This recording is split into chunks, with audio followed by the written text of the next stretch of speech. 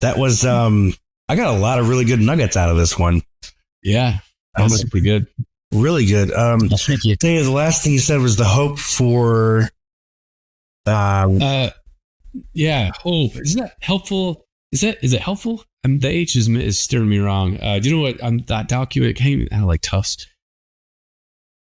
Helpful outcomes of positive experiences, but it specifically looks at the good things. A great mentor that has come into, a scoutmaster or a coach that has come into the person's life that has had traumatic experiences.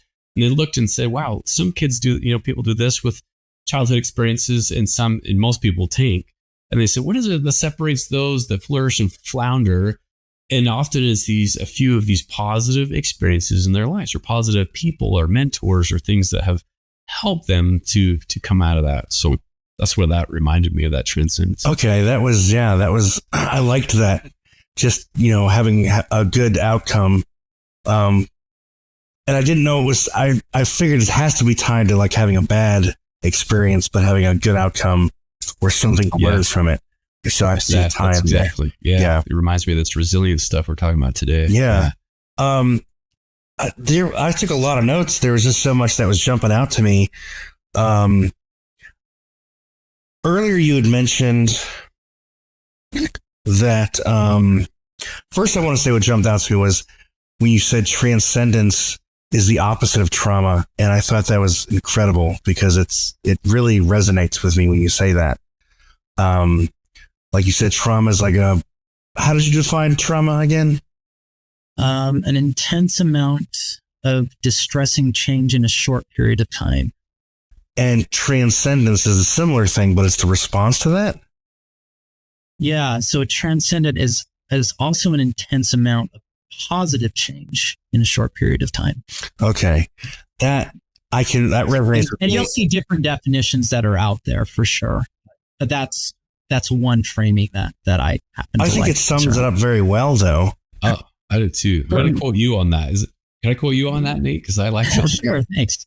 Yes, you got a coffee mug or something. That's really good. I really like that. That's something that's something that's going to stick with me for a long time.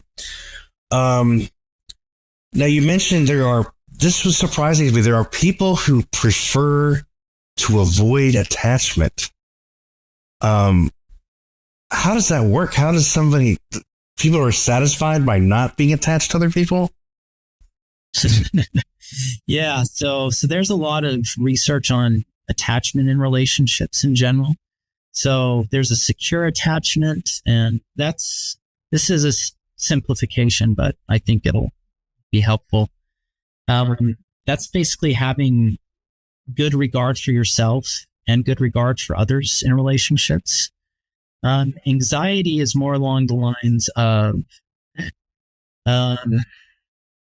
having low regard for yourself and high regard for others. So sometimes if there's a threat to attachment, there's this very intense response in trying to kind of reclaim it.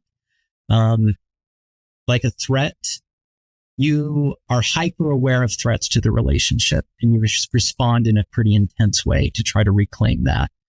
And then there's avoidant attachment. This is more along the lines of,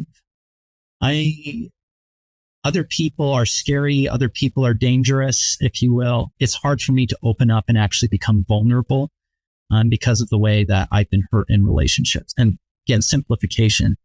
But you have cases like this where you have this avoidant attachment that can make it very challenging to become intimate, to disclose things and become close to someone, where becoming close to someone feels like a threat. Wow. So do these people keep people at arm's length? Like they keep them around, but only so close. Yeah. Yeah. That's a good way to think of it. Yeah. Wow. There's people illuminating in my head. As you mentioned this, I'm like, oh, that kind of makes sense. Okay. Wow. And it's a trauma response to being basically trusting, having people you're supposed to trust, but who wind up hurting you.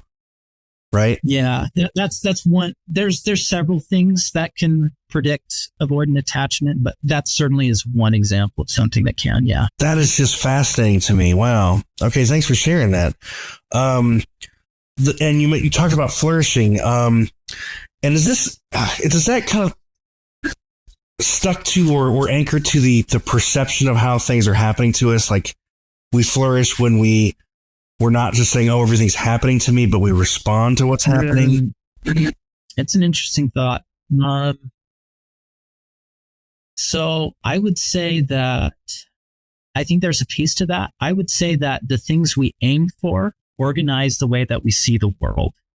So if I'm constantly aiming for happiness, well, I'm going to evaluate the world of what's bringing me closer to happiness and then what's keeping me from happiness.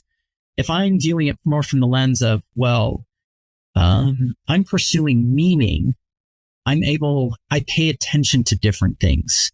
I pay attention to the things that are bringing me closer to meaning and things that are detracting from meaning. And I would say that we have more control over finding meaning in our lives than finding happiness.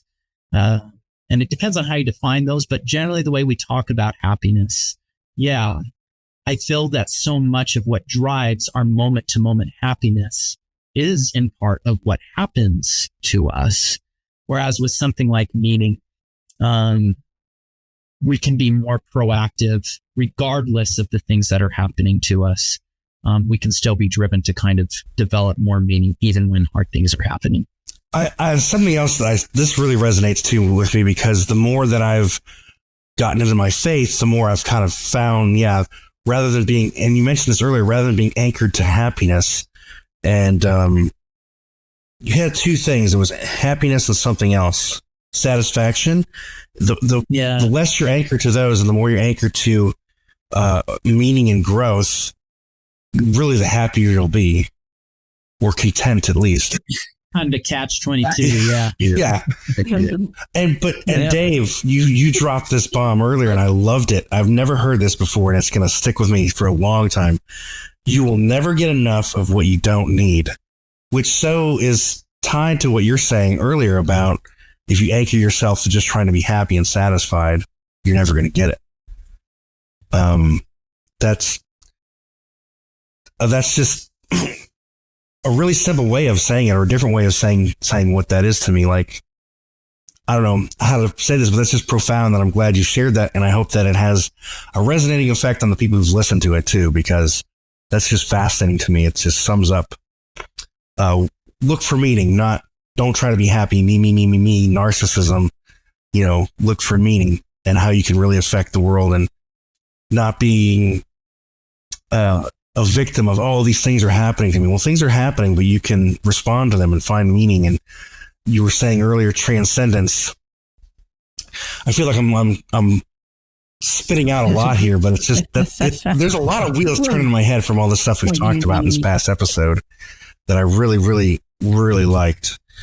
I just want to clarify, Rex, that wasn't me. That was a professor at BYU. Okay.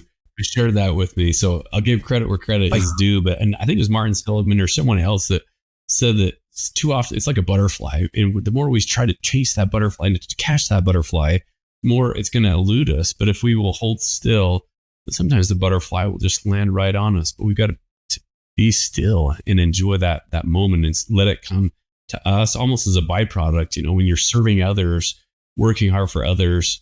My son just the other day, they went out and they helped a widow, dozen young men out there helping and raking and working. And he came back and he said, man, that was actually a lot of fun. Now, if I were to ask him to go out and do it in our yard, that's not fun at all. That's so something about fun in your own yard. Yeah, it's different than like going out in the four-wheeler, trying to get this thrill versus, letting the butterfly land on him down at this widow's house, if that makes sense. But there were different take on not in my backyard, right? Yeah. my mom, I grew up with my mom saying something similar about you can never get enough of a substitute. Wow. My whole life I've thought about that too. Yeah, that's really good. Well, there's meaning to what your son did too. Like he was helping somebody, he was making somebody better. He was fulfilling something. Yeah. It wasn't this rush of adrenaline. Yeah. It was like this, man. Yeah. That was to see the look on her face meant more. And that felt different. It was a qualitatively different feeling. Yeah. I mean, happiness, but it wasn't the this pleasure pursuit, satisfaction. Yeah, and I like how you punctuated that, Liz, with say that again. A substitute will never satisfy you, or you can never get enough of a substitute. It's just another way, shorter way of saying, a lot of these things ring really true with faith, though, too, because we're always, rather than trying to satisfy ourselves, which is pride, drawing everything into ourselves. I want all the food, I want all the money, I want all the lust, or whatever it is. It's the opposite of giving and doing, and I want other people to be happy, and that's just seems to be a kind of the foundation of faith. This has been a fascinating conversation. There's so much I'm taking from this. Let me see if I can find another question. The avoidant thing was really cool to me. And I liked how you said, don't anchor in happiness and satisfaction. I mentioned this earlier. So should people try to anchor their relationships in meaning and growth, or? Yeah, I would argue that's a sturdier anchor. Yeah. Okay. Oh, and you brought up porn. I thought this was really good that you noticed that. I forgot how you said it, but you basically were noticing there were people who saying they were satisfied, but they really weren't satisfied. Right. And what popped in my head first was, the reason they're not satisfied is because they're objectifying each other. They're not finding any meaning in the actual sexual intimacy that they're having. It's a substitute, right, for the real thing. Yeah. Mm-hmm. I mean, here you are with your spouse, and let's look at these other people rather than enjoy each other. Like it's becoming an object or a means to get satisfaction. And again, you're anchoring in happiness and satisfaction rather than meaning. And that's harder, though, Nate. Right? Isn't that harder? The real, relationship with a real person, that real intimacy, much harder than the quick substitute pornography, the hit that you get. Yeah. So, I actually have a colleague who basically gave the Reese's peanut butter cup analogy, right? It's junk food. It might feel good at a moment, but it's really bad for you long term. And obviously that's a simplification, and no analogy is perfect with it, but I think that, it makes a lot of sense where people will report a thrill, but it's bad for their health at the end of the day. Yeah, rather than let's learn to cook a good meal together. Let's just hoard or binge on Reese's here just to satisfy ourselves in the moment. Yeah. That's a really good analogy. It's easy and it's immediate, and we don't want to pursue. We're drawn to whatever's quick, fast, easy pleasure instead of instant gratification. It is. Yeah. Oh, I think it's safer too. We don't get rejected, right, by the images in the computer. Yeah. Oh, it makes perfect sense to me. I really do understand that. I take a little bit of umbrage with peanut butter cups. My favorite. But they're one of my favorites too. The example is a great one. Yeah. I think that's some of the reason a lot of men are drawn to pornography too. Is it's a substitute for what's the word I'm looking for?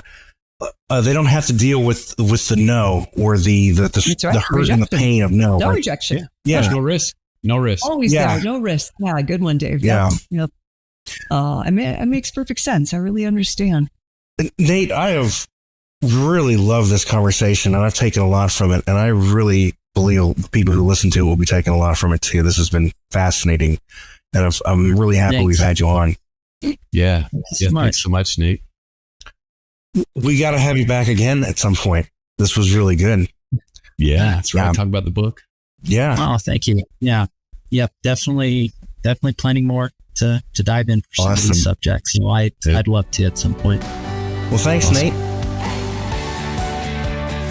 Thanks for joining us today.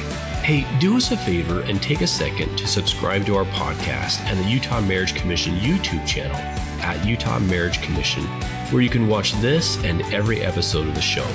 Be sure to smash the like button, leave a comment, and share this episode with a friend. You can also follow and interact with us on Instagram at Stronger Marriage Life and Facebook at Stronger Marriage.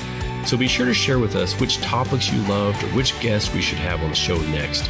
If you want even more resources to improve your marriage or relationship connection, visit strongermarriage.org, where you'll find free workshops, e-courses, in-depth webinars, relationship surveys, and more. Each episode of Stronger Marriage Connection is hosted and sponsored by the Utah Marriage Commission at Utah State University. And finally, a big thanks to our producer, Rex Bolanos, and the team at Utah State University, and you, our audience. You make this show possible. The opinions, findings, conclusions, and recommendations expressed in this podcast do not necessarily reflect the views of the Utah Marriage Commission.